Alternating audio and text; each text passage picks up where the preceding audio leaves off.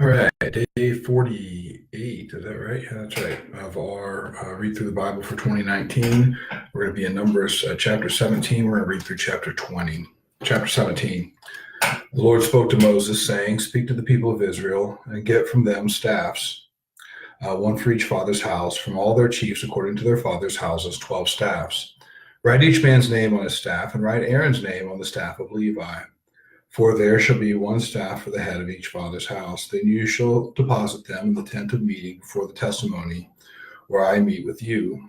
And the staff of the man whom I choose shall sprout. Thus I will make to cease from me the grumblings of the people of Israel when they grumble against you." Moses spoke to the people of Israel, and all their chiefs gave him staffs, one for each staff according to their father's houses, 12 staffs. And the staff of Aaron was among the staffs, and Moses deposited the staffs before the Lord in the tent of the testimony. On the next day, Moses went into the tent of the testimony, and behold, the staff of Aaron for the house of Levi had sprouted and put forth buds and produced blossoms, and it bore ripe almonds. Then Moses brought out all the staffs from before the Lord to all the people of Israel, and they looked. Each man took his staff, and the Lord said to Moses, "Put back the staff of Aaron before the testimony to be kept as a sign for the rebels, that you may make an end of their grumblings against me, lest they die." Thus Moses did, as the Lord commanded him, so he did. And the people of Israel said to Moses, "Behold, we perish. We are undone. We are undone. Everyone who comes near the tabernacle of the Lord shall die. Are we all to perish?" Chapter 18. So the Lord said to Aaron, "You and your sons and your father's house with you shall bear iniquity connected with the sanctuary, and you and your sons with you shall bear iniquity connected with your priesthood.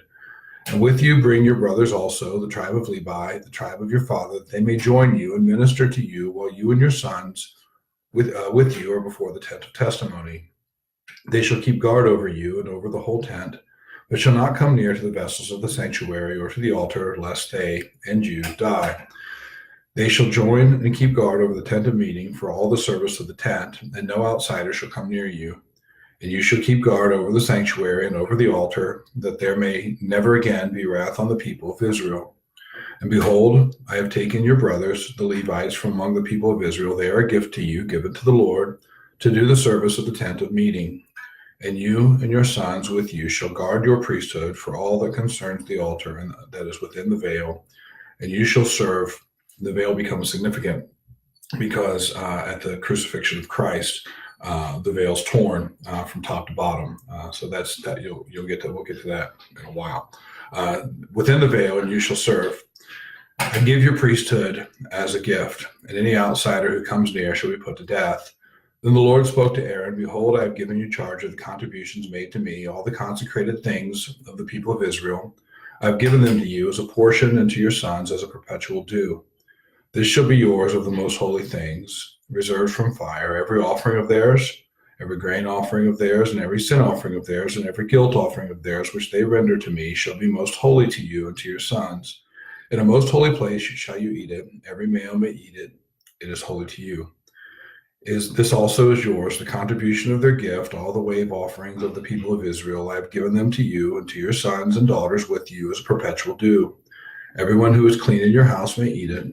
All the best of the oil and all the best of the wine and of the grain, the first fruits of what they give to the Lord, I give to you. The first ripe fruits of all that is in their land, which they bring to the Lord, shall be yours. Everyone who is clean in your house may eat it. Every devoted thing in Israel shall be yours. Everything that opens the womb of all flesh, whether man or beast, which they offer to the Lord, shall be yours. Nevertheless, the firstborn of man you shall redeem, and the firstborn of unclean animals you shall redeem. And their redemption price at a month old you shall redeem them, shall be fixed at 5 shekels in silver, according to the shekel of the sanctuary, which is 20 gerahs. But the firstborn of a cow, or the firstborn of a sheep, or the firstborn of a goat, you shall not redeem. They are holy. You shall sprinkle their blood on the altar, shall burn their fat as a food offering with a pleasing aroma to the Lord. But their flesh shall be yours, as the breast that is waved and the right thigh are yours. All the holy contributions that the people of Israel present to the Lord I give to you, and to your sons and your daughters with you as a perpetual due. It is a covenant of salt forever before the Lord, and you and your offspring with you." And the Lord said to Aaron, "You shall have no inheritance in their land, neither shall you have any portion with them. I am your portion, and your inheritance among the people of Israel. To the Levites I have given every tithe in Israel for an inheritance in return for their service that they do, their service in the tent of meeting, so that the people of Israel do not come near the tent of meeting, lest they sin or bear sin and die. But the Levites shall do the service of the tent of meeting, and they shall bear their iniquity. It shall be a perpetual statute throughout your generations, and among the people of Israel they shall have no inheritance. For the tithe of the people of Israel, which they present as a contribution to the Lord, I have given to the Levites for an inheritance. Therefore I have said of them that they shall have no inheritance among the people of Israel. And the Lord spoke to Moses, saying, Moreover, you shall speak and say to the Levites, when you take from the people of Israel a tithe that I have given you from them for your inheritance, then you shall present a contribution from it to the Lord, a tithe of a tithe, and your contribution shall be counted to you as though it were the grain of a threshing floor, and as the fullness of the winepress. You shall also present a contribution to the Lord from all your tithes which you receive from the people of Israel, and from it you shall give the Lord's contribution to Aaron the priest. Out of all the gifts to you, you shall present every contribution due to the Lord, from each its best part to be dedicated. Therefore you shall say to them, when you have offered from it the best of it, then the rest shall be counted to the Levites as produce of the threshing floor and as produce of the winepress, and you may eat it in any place, you and your households, for it is your reward in return for your service in the tent of meeting. And you shall bear no sin by reason of it when you have contributed the best of it, but you shall not profane the holy things of the people of Israel, lest you die. Chapter 19. Now the Lord spoke to Moses and Aaron, saying, This is the statute of the law that the Lord has commanded. Tell the people of Israel to bring you a red heifer without defect, in which there is no blemish, and on which a yoke has never come. And you shall give it to Eleazar the priest, and it shall be taken outside the camp and slaughtered before him. And Eleazar the priest shall take some of its blood with his finger, and sprinkle some of its blood toward the front of the tent of the meeting 7 times. And the heifer shall be burned in his side, its skin, its flesh, and its blood, with its dung, shall be burned. And the priest shall take cedar wood and hyssop and scarlet yarn, and throw them into the fire, burning the heifer. Then the priest shall wash his clothes and bathe his body in water, and afterwards he may come into the camp, but the priest shall be unclean until evening. The one who burns the heifer shall wash his clothes in water and bathe his body in water, and shall be unclean until evening. And the man who is clean shall gather up the ashes of the heifer and deposit them outside the camp in a clean place.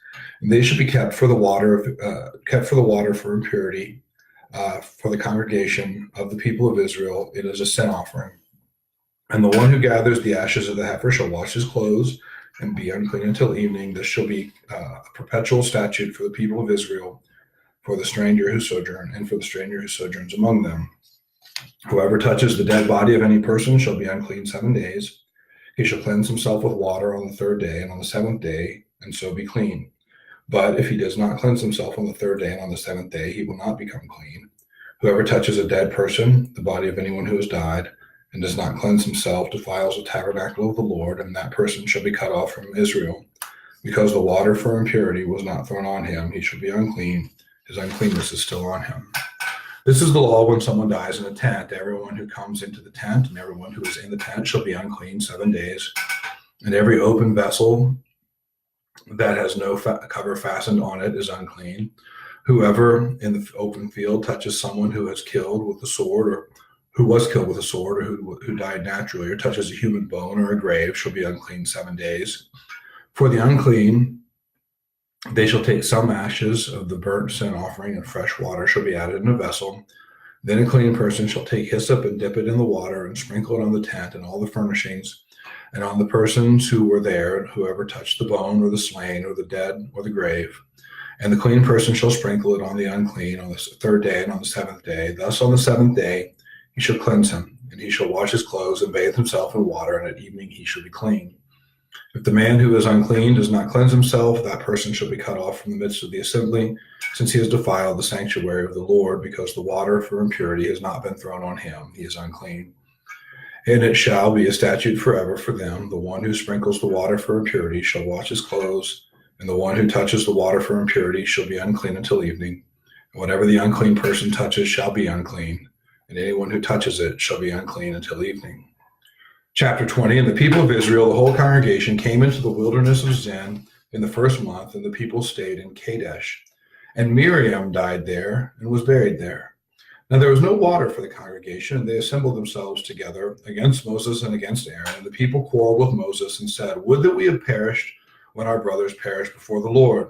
Remember earlier, they're like, it would have been better if we died in Egypt. Now they're saying it would have been better if God just killed us when he brought judgment on the others. Would that we had perished when our brothers perished before the Lord. Why have you brought the assembly of the Lord into this wilderness, that we should die here, both we and our cattle? And why have you made us come up out of Egypt to bring us to this evil place? It is no place for grain or figs or vines or pomegranates, and there's no water to drink. And Moses and Aaron went from the presence of the assembly to the entrance to the tent of meeting and fell on their faces. And the glory of the Lord appeared to them. And the Lord spoke to Moses, saying, "Take the staff and assemble the congregation, you and Aaron your brother, and tell the rock before their eyes to yield its water. So you shall bring out water out of the rock for them, and give drink to the congregation and their cattle." And Moses took the staff from before the Lord, as he had commanded him. Then Moses and Aaron gathered to the assembly together before the rock, and Moses said to them, "Hear now, you rebels, shall we bring water for you out of this rock?" And Moses lifted up his hand and struck the rock with the staff twice. Remember what he was supposed to do? He was supposed to speak to the rock. He didn't do that. He's getting frustrated. Struck the rock with his staff twice, and water came out abundantly, and the congregation drank, and their livestock. And the Lord said to Moses and Aaron, "Because you did not believe in me to uphold me as holy in the eyes of the people of Israel, therefore you shall not bring this assembly into the land that I have given them. These are the waters of Meribah, where the people of Israel quarreled with the Lord, and through them he showed himself holy." Moses sent messengers from Kadesh to the king of Edom. "Thus says your brother Israel, you know all the hardship that we have met." Remember, Edom, the Edomites are Esau's descendants. Thus says your brother Israel, you know all the hardship that we have met, how our fathers went down to Egypt, and we lived in Egypt a long time, and the Egyptians dealt harshly with us and our fathers. And when we cried to the Lord, he heard our voice and sent an angel and brought us out of Egypt. And here we are in Kadesh, a city on the edge of your territory. Please let us pass through your land. We will not pass through field or vineyard or drink water from a well.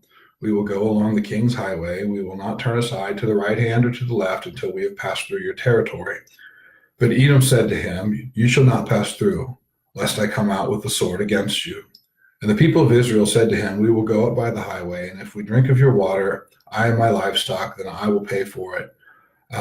Let me only pass through on foot, nothing more." But he said, "You shall not pass through." And Edom came out against them with a large army and with a strong force. Thus Edom refused to give Israel passage through his territory. So Israel turned away from him. And they journeyed from Kadesh, and the people of Israel, the whole congregation, came to Mount Hor. And the Lord said to Moses and Aaron at Mount Hor, on the border of the land of Edom, "Let Aaron be gathered to his people, for he shall not enter the land that I have given to the people of Israel, because you rebelled against my command at the waters of Meribah." Right? God's not letting Aaron and Moses into the land, the promised land ultimately, because God said, "Speak," and they struck. Every detail of the commands of God is vital. And if we haven't picked that up by now, we're missing something, because we see God takes very seriously everything that he says. Some of the things that we read might seem draconian. The purpose here, though, is to establish God's sovereignty over every minute detail. "Because you rebelled against my command at the waters of Meribah, take Aaron and Eleazar his son and bring them up to Mount Hor, and strip Aaron of his garments and put them on Eleazar his son." So basically we're doing a transitioning of the high priestly duty here. "And Aaron shall be gathered to his people and shall die there." Moses did as the Lord commanded, and they went up to Mount Hor in the sight of all the congregation. And Moses stripped Aaron of his garments and put them on Eleazar his son, and Aaron died there on the top of the mountain. Then Moses and Aaron came down from the mountain. And when all the congregation, Moses and Eleazar came down from the mountain. When all the congregation saw that Aaron had perished, all the house of Israel wept for Aaron 30 days. All right, guys, we'll pick up with chapter 21 tomorrow.